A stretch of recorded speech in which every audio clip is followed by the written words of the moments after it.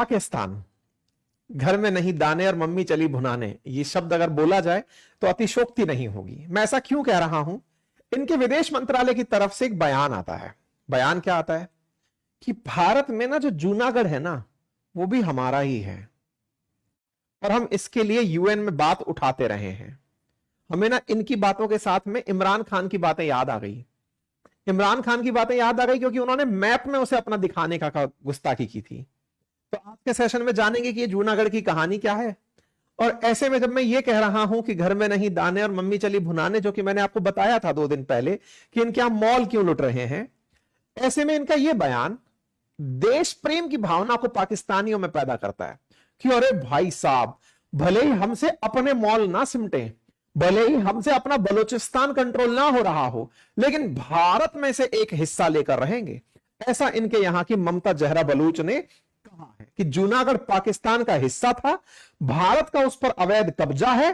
पाकिस्तान जूनागढ़ के मुद्दे को भी जम्मू कश्मीर की तरह अधूरा एजेंडा मानता है।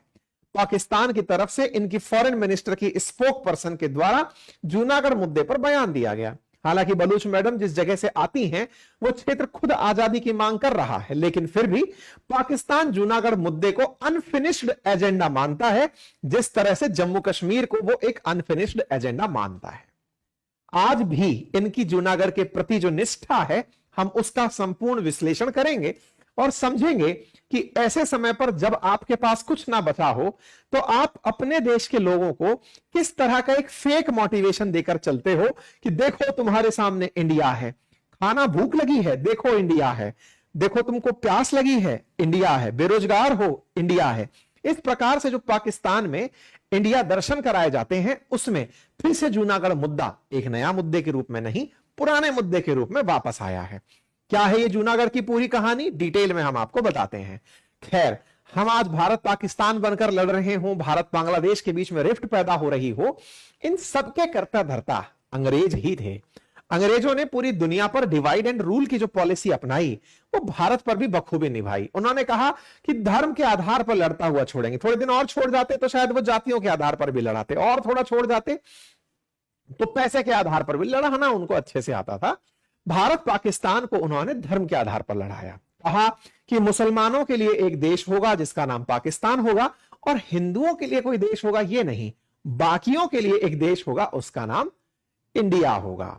भारत को जब बांटा गया इंडिपेंडेंस एक्ट के तहत, तो बकायदा प्रिंसली स्टेट्स से कहा गया, जिनमें राजघराने हुआ करते थे, उनसे कहा गया था कि आपको जहां जाना है जा सकते हैं। बाय द वे, खबर है कि पाकिस्तान जूनागढ़ पॉलिसी को लेकर यह मानता है कि अभी इस मुद्दे पर और क्लैरिटी आनी है। हम जूनागढ़ को विस्तार से बताएं, उससे पहले एक बार मैप में समझ लें और उस स्थिति के साथ उस समय का जो कालखंड था उसे भी समझते हैं कि कैसे घटनाएं घटित हुई थी, क्या हुआ था उस समय पर। देखिए, भारत में आप पश्चिम की तरफ चलें तो आपको गुजरात दिखाई देता है। गुजरात के तट पर ये जो रेड मार्क हो रखा है, इस जगह का नाम जूनागढ़ है। जूनागढ़ को भारत के मैप पर, आप गुजरात के मैप पर देखें तो आपको यहां पर विजिबल हो जाता है।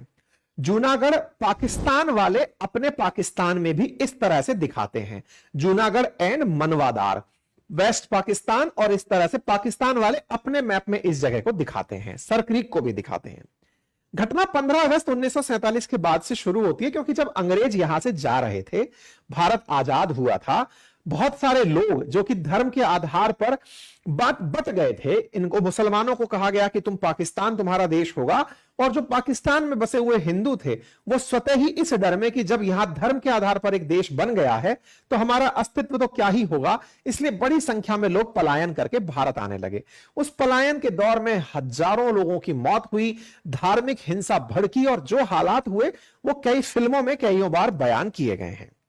15 अगस्त 1947 के अंदर ही एक और घटना घटी थी, और वो ये थी कि भारत, देखिए मैं इसको एक बार थोड़ा सा मैप से आपको समझा दूं, उसके बाद हम आगे बढ़े तो बेहतर होगा।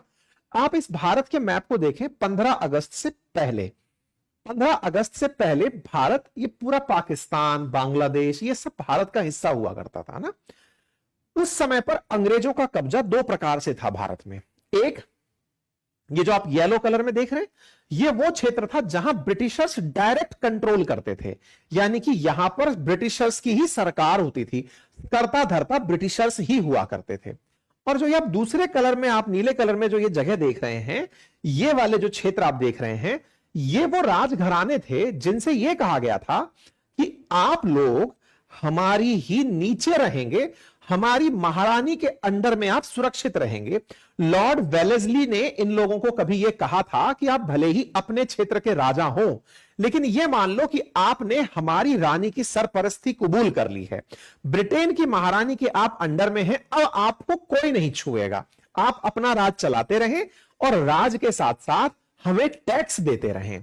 आपको अपना राज चलाना है, चलाएं, आप प्रिंसली स्टेट्स हैं, आप रियासतें हैं, राजा जी यहां बैठेंगे, राजा अपने तरह से राजकाज करते रहेंगे अपनी सुरक्षा के लिए, ताकि आपको हमसे दिक्कत ना हो, क्योंकि हमने तो आपको सब तरफ से घेर ही लिया है।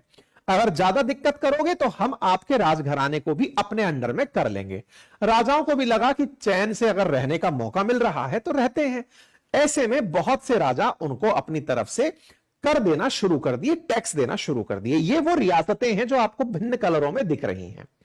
अंग्रेज जब जाने लगे तो सबसे पहले जो ब्रिटिश इंडिया वाला हिस्सा था, ये तो भारत को मिल ही गया। ब्रिटिश इंडिया ही दो भागों में बटा था, भारत और पाकिस्तान में। तो जो पाकिस्तान वाला हिस्सा आप येलो देख रहे हैं, बांग्लादेश वाला हिस्सा जो आप येलो देख रहे हैं, जो पूर्वी पाकिस्तान के रूप में था, ये पाकिस्तान बन गया। जो भारत में बचे हुए हिस्से थे, जैसे central province, Bihar, United province, ये भारत के हिस्से हो गए। इनके अलावा इन रियासतों से कहा गया कि अब आप आजाद हैं, आपकी आजादी में आपको जिस देश के साथ मिलना है मिले, आप भारत में मिले या पाकिस्तान में मिले, या फिर आप इंडिपेंडेंट रह सकते हैं। अर्थात आपका मन करता है कि मुझे तो अपना राज चलाना है, जैसे हैदराबाद को लगा था, जैसे जूनागढ़ को लगा था कि उसे पाकिस्तान में मिलना है। अर्थात रियासतों से साफ कह दिया आपकी मर्जी। ऐसे में सरदार वल्लभ भाई पटेल, जो कि वीपी मेनन साहब के साथ मिलकर भारत की इन रियासतों को भारत में ही मिलाने की जिम्मेदारी लेकर चल रहे थे, भारत के एकीकरण की बातें कर रहे थे, उन्हें यह पता चलता है कि जूनागढ़ जो है ना, वो पाकिस्तान में मिलने का फैसला ले लिया है। अब आप देखें कि 15 अगस्त 1947 को गुजरात के नजदीक, अगर आप मैप में देखें तो गुजरात संपूर्ण भारत में आ चुका है, और एक छोटा सा हिस्सा, यह हिस्सा कह रहा है कि मुझे तो पाकिस्तान में मिलना है। क्या कोई उठाकर लेके चला जाएगा पाकिस्तान? स्वाभाविक सी बात है, नहीं, क्योंकि समुद्र के अंदर अगर आप यहां डले हुए हैं तो यहां से आप पाकिस्तान कैसे पहुंचेंगे? तो बोले पानी के थ्रू टच में हो जाएंगे, बिल्कुल वैसे ही जैसे कि बांग्लादेश टच में होगा। बोले पानी के रास्ते टच हो जाएंगे तो हम लोग पाकिस्तान में जाना चाहते हैं। ऐसा किसने फैसला किया? ऐसा उस समय जूनागढ़ के नवाब हुआ करते थे। बड़ा ही इंटरेस्टिंग माहौल था। यहां की 80% जो पॉपुलेशन थी वो तो हिंदू थी, 20% पॉपुलेशन मुस्लिम थी। नवाब यहां के मुस्लिम थे, उन्होंने पाकिस्तान में मिलने की इच्छा व्यक्त की थी। इसके पीछे की भी एक कहानी है। कहानी क्या है? नवाब समझो कि राजा साहब जो थे, उनका जो प्रधानमंत्री था, वो जो दीवान की पोस्ट पर बैठा हुआ व्यक्ति था, वो था शाहनवाज भुट्टो, जो कि सिंध प्रोविंस से मुस्लिम लीग का सदस्य चुना गया था। सिंध प्रोविंस गुजरात से जस्ट ऊपर की तरफ, यानी नॉर्थ की तरफ। अब ये शाहनवाज भुट्टो कौन है? शाहनवाज भुट्टो, अगर आप बेनजीर भुट्टो जाने, जुल्फिकार अली भुट्टो जाने, उनसे जुड़े हुए लोग हैं ये, ठीक है, यानी कि उनके फादर साहब, ठीक है साहब। अब शहनवाज भुट्टो दीवान थे इनके किनके? नवाब साहब के। नवाब साहब कौन? जूनागढ़ के नवाब। इन्होंने पाकिस्तान में मिलने के लिए अपनी तरफ से इच्छा व्यक्त कर दी कि साहब हम पाकिस्तान में मिलना चाहते हैं, क्योंकि शहनवाज जो इनके पीएम हैं वो जिन्ना के बहुत करीबी थे। जिन्ना से बोले कि सर वहां पर एक मुस्लिम नवाब है, वो आपसे मिलना चाहता है। ऐसे में इन्होंने तय किया कि हम अपनी तरफ से पत्र भेजते हैं कि यह पत्र पकड़िए और हमारे साथ में जूनागढ़ मिलने आ रहा है, ठीक है। तो एक तरह से जब अंग्रेज हमको छोड़कर गए, रियासतों से कह गए कि अब आपका जो लैप्स ऑफ पैरामाउंसी था, यानी कि जो हमारे आपके ऊपर अधिकार था, वो अब खत्म, और हम लोग अब आपको ऐसे ही छोड़कर जा रहे हैं।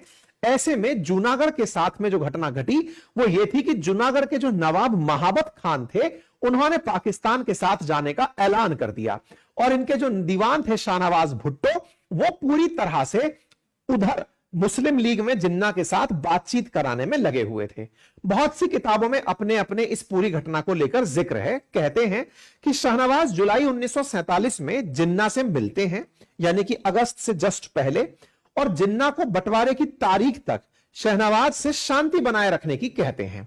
शहनवाज जिन्ना की बात को मानते हैं, लेकिन जैसे ही 15 अगस्त की तारीख आती है, भुट्टो ने ऐलान कर दिया कि जूनागढ़ तो पाकिस्तान में जाएगा। अब यह ऐलान जिन्ना की सहमति पे ही हुआ था। शहनवाज भुट्टो ने जिन्ना को बता के ही किया था। यहां पर लॉर्ड माउंटबेटन की सलाह को भी मतलब किनारा कर दिया गया था, जो कि ये समझा रहे थे कि भैया ऐसा करना आप लोगों के लिए ठीक नहीं रहेगा।